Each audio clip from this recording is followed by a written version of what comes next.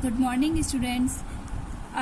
Here we doing exercise 4.6 for some basic information or introduction. Okay. हमने अपनी पिछले exercise में पढ़ा था A inverse is equal to 1 upon determinant of A into adjoint of A. Okay. अब इस next exercise आपकी 4.6 में क्या है, आपको दो या तीन इक्वेशन, लीनियर इक्वेशन दी जाएंगी, दो वेरिएबल में और 3 वेरिएबल्स में, और उसमें हमें x और y z की वैल्यू निकालनी है. जैसे x plus 2y is equal to 1. It is a linear equation in 2 variables and x plus 2y plus 3z is equal to 3. तो it is a linear equation in 3 variables. तो ऐसे ही आपको 2 या 3 equation दी जाएंगी, उससे हमें x y z की value निकालनी है, फाइंड आउट करनी है हमें x y z की वैल्यू.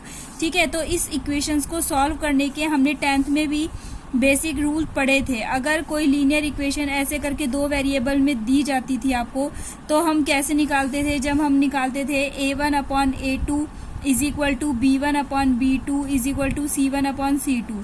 तो इसके मेथड क्या होते थे? अगर a1 upon a2 is not equal to b1 upon b2 है, तो इसका एक यूनिक सॉल्यूशन होता था.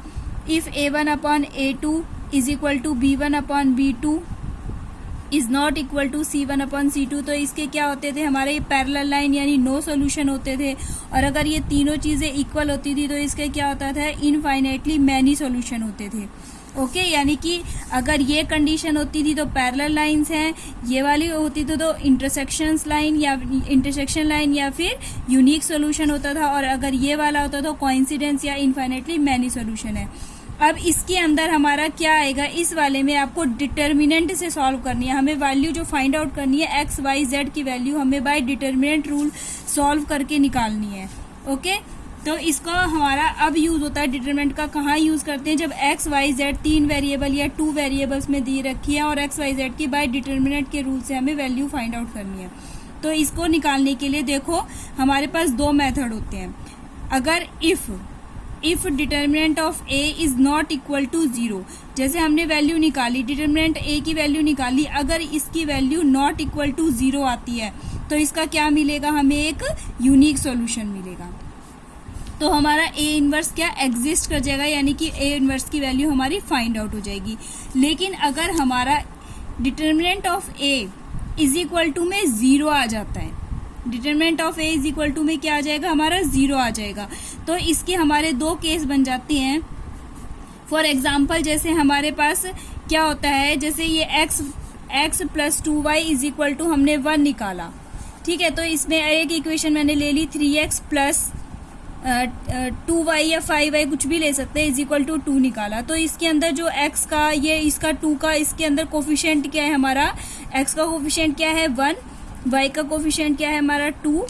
x का कोफिशिएंट यहाँ पे क्या है? 3. इसका कोफिशिएंट क्या है? 5. ठीक है. यहाँ पर ये लिख देते हैं. और यहाँ पर हमें कितने वेरिएबल दिए हैं? x और y दे रखा है. और यहाँ पर ये क्या दे रखा है हमें? 1 और 2. तो इस वाली को मैट्रिक्स को हम a मानेंगे, इसको क्या मानेंगे? x मानेंगे, और इसको क्या मानेंगे? b मानेंगे. तो x की वैल्यू कितनी आ जाती है हमारी?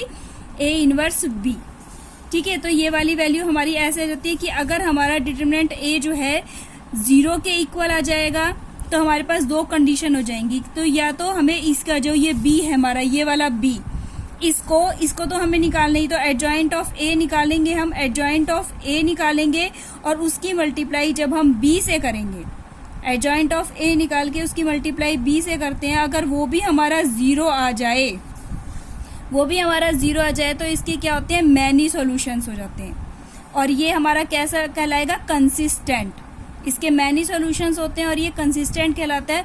और अगर a डिटरमिनेंट a तो फिर भी 0 है, लेकिन एडजॉइंट ऑफ b निकाल के, एडजॉइंट ऑफ a निकाल के उसकी b से मल्टीप्लाई करने के बाद नॉट इक्वल टू 0 आ जाए, तो इसका हमारा ये सिस्टम क्या आ जाता है? इनकंसिस्टेंट आ जाता है और इसके कोई भी सॉल्यूशन नहीं निकलता है. अब हम एक्सरसाइज स्टार्ट करते हैं. Let us start exercise 4.6. तो फर्स्ट क्वेश्चन है हमारा examine the consistency of the system of equation. वही क्वेश्चन है कि हमें कंसिस्टेंट है या फिर इनकंसिस्टेंट है, हमें वो निकालना है. ओके. तो सबसे पहले हमें ये क्वेश्चन दिया x plus 2y is equal to 2, 2x plus 3y is equal to 3. तो मैंने बताया x की जगह हमने x का कोफिशिएंट क्या है? 1, y का कोफिशिएंट 2, x का 2, y का 3. और ये कितने वेरिएबल्स में दे रखे हैं, 2, एक्स और वाई, और ये हमारा बी आ गया यहाँ पर। तो ए, इसको ए मान लिया, ये एक्स मान लिया, और ये क्या आ गया हमारा बी। एक्स उधर जाएगा तो ए इनवर्स बी आ जाएगा। तो अगर ए इनवर्स एग्जिस्ट करता है, कब करेगा A inverse exist, if determinant of A is not equal to 0। तो हमने क्या करेंगे, निकालेंगे तो ए की वैल्यू हमें क्या है 1 2 2 3। तो डिटरमिनेंट निकाला हमने, क्रॉस मल्टीप्लाई करी, 3 माइनस में 4, क्या आ गई वैल्यू माइनस का 1, तो इज नॉट इक्वल टू 0 आ गई। तो ये भी कंसिस्टेंट। यहाँ पर एक चीज और देखेंगे, ऊपर मैंने आपको 2 कंडीशन बताई थी कि अगर ये नॉट इक्वल टू 0 होता है तब भी ये क्या कहलाता है हमारा कंसिस्टेंट, तब भी हमारा कंसिस्टेंट कहलाता है। ओके, अब हमारा सेकंड क्वेश्चन आएगा। देखो ये फर्स्ट के बाद सेकंड थर्ड आपके बिल्कुल सेम है, ये अपने आप कर लेना। मैं आपको फोर्थ क्वेश्चन 3 वेरिएबल में करके दिखाती हूँ। ये फोर्थ क्वेश्चन हमारा x plus y plus z is equal to 1, 2x plus 3y plus 2z is equal to 2 और ax plus ay plus 2az is equal to 4। ठीक है, ये हमारा वही चीज ax is equal to b मानते। a कितना है हमारा, इसका कोफिशिएंट 1, इसका 1, इसका 1, इसका 2 3 2 a और 2 है, ये लिख दिया मैंने। ये कितने वेरिएबल्स में, हमारे 3 वेरिएबल्स में, इज इक्वल टू में 1 2 4। ए हमारा क्या है, ये मान लिया हमने ए है। अब इसका हमने डिटर्मिनेंट निकाला। इसका डिटर्मिनेंट निकालने के लिए हमें आता है निकालना, 1 को लगाएंगे तो 1 की ये वाला तो कॉलम जाएगा, ये वाली रो जाएगी, तो क्या आ गया 6a माइनस में 2a, फिर ये वाला माइनस में आएगा माइनस का 1, ये वाला कॉलम ये रो जाएगी, तो क्या आ गया 4a माइनस में 2a, प्लस का 1 करेंगे आगे तो 2a माइनस में 3, ये आ गया। इसको सॉल्व करा तो हमारे की क्या वैल्यू आ गई, a आ गई। तो a is not equal to 0, फिर से नॉट इक्वल टू 0 आ गया, तो ये सिस्टम कैसा आ गया हमारा कंसिस्टेंट। ठीक है, नेक्स्ट क्वेश्चन हमारा, अब ये 5th और 6th क्वेश्चन एक जैसे हैं तुम्हारे, तो ये हम निकाल लेंगे अपने आप। अब नेक्स्ट हमारा 7th क्वेश्चन है, solve system of linear equation using matrix method. अब हमें एक्स वाई जेड की वैल्यू निकालनी है, मैट्रिक्स मेथड से निकालनी है। मैट्रिक्स मेथड से निकालने के लिए देखो, वैसे हमने इसके माना 5 2 7 3 ये मान लिया, 2 वेरिएबल में हो गई 4 5। तो सबसे पहले हमने ये a हो गया हमारा, ये x हो गया और ये b। तो x की वैल्यू क्या आती है, a इनवर्स b आ जाती है हमारी। a क्या है हमारा 5 2 7 3। इसका सबसे पहले डिटर्मिनेंट निकालेंगे। डिटर्मिनेंट हमारा 15 माइनस 14 यानी 1 आ गया।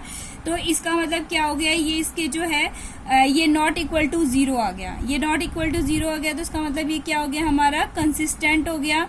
तो अब हम इसका इनवर्स निकाल सकते हैं। इनवर्स निकालने के लिए सबसे पहले हमें कोफैक्टर और एडजॉइंट ऑफ ए निकालना है। तो कोफैक्टर्स निकालने के लिए देखेंगे अब हम कोफैक्टर्स कैसे निकालते हैं। मैंने 2 मेथड से बताए थे आपको।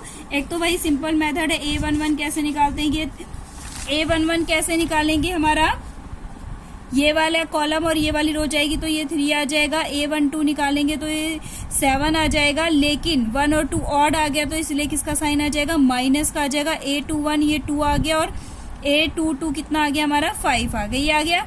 तो इसका हम ट्रांसपोज कर देंगे 3 और यहाँ पर माइनस का 7, ये माइनस का 2 और 5। आपको पता है कि यहाँ 2 1 है इसलिए ये ऑड है, तो इसलिए यहाँ पर माइनस का लगा है। या एक और मेथड बताया था मैंने तुम्हें, यहाँ पर क्या करते हैं, इनका तो हम चेंज कर देते हैं, ये इनकी पोजीशन चेंज कर देते हैं और इनके साइन चेंज कर देते हैं। ये भी इसका शॉर्ट मेथड बताया था मैंने आपको। तो अब हमारा ए इनवर्स क्या है, वैल्यू फॉर्मूला क्या है, 1 upon determinant of A into adjoint of A, ये हमारा फॉर्मूला है। अब हमारा ये देखो, ये क्या निकला है हमारा, डिटर्मिनेंट ऑफ ए कितना निकला है 1, तो 1 अपॉन 1 हो जाएगा यहाँ पे। और एडजॉइंट ऑफ ए क्या है हमारा 1, ये 3 माइनस 2 माइनस का 7 और 5 ये आ गया। इसकी डिवाइड और मल्टीप्लाई करेंगे तो वैल्यूज एज इट इज आ जाएगी। अब इसके बाद हमारा क्या है, x is equal to A inverse b है हमारा। ए इनवर्स कितना निकल गया हमारा 3 माइनस 2 माइनस 7 5 और b कितना है हमारा 4 5। अब हमें मल्टीप्लाई सीखी है इस रो की इस कॉलम के साथ, तो 3 की 4 के साथ करेंगे 12 आ गया, माइनस 2 की 5 से करेंगे माइनस का 10, माइनस 7 की 4 से माइनस 28 प्लस 25, 12 माइनस 10 कितना आ गया आपका 2 आ गया, माइनस 28 प्लस 25 माइनस का 3। तो कंपेयर करेंगे तो x की वैल्यू 2 आ गई, y की वैल्यू -3। ओके बेटा, take care and stay home. और ये आप क्वेश्चंस कर लेना आपके 7 तो मैंने करा दिया, 8 9 10 तक क्वेश्चंस कर लेना।